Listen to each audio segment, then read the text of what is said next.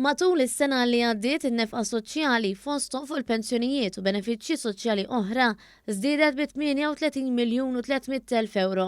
Dan meta mqabbel ma' sena qabel.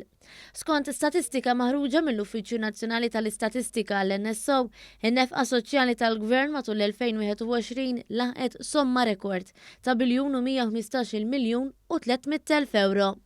Fattur ewlieni f'din iż-żieda fin-nefqa soċjali globali kienet iż-żieda li tal-Gvern fil-pensjonijiet tal-irtirar, tar-romol, tal-invalidità kif ukoll fil-pensjoni mhux kontributorja tal-età. In-nefqa tal-Gvern fil-benefiċċji kontributorji kienet ta' ftit aktar minn 914 miljun euro.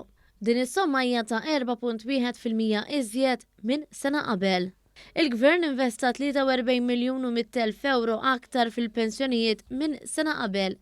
In-nefqa fil-benefiċċji mhux kontributorji wkoll żdiedet fuq sena qabel u laħqet is-somma ta' 200 miljun euro. Din is-somma fissret nefqa ta' 1.2% iżjed minn sena qabel. L-akbar żidiet notevoli fil-benefiċċji mhux kontributorji kienu fl-allowance supplementari b'4 miljun u 200 elf euro u fiċ-Children's Allowance b'2 miljun u 100 elf euro.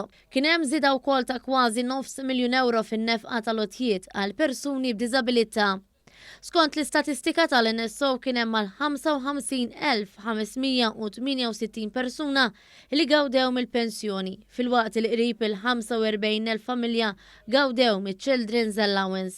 Fi stqarrija l-Ministru għall-Politika Soċjali u Drittijiet tat-Tfal Michael Falzon innota din iż-żieda u fisser li dan it-tkabbir seħħ grazzi għat titjib qawwi li sar fil-kundizzjonijiet u rati ta' diversi benefiċċji.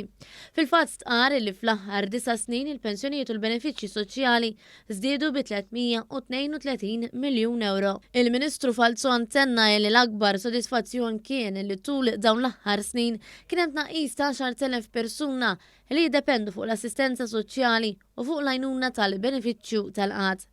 Dan wassal biex ġew frankati madwar 35 miljun euro u li minflok ġew investiti biex nedew jew ittejbu benefiċċji oħra favur il-familji.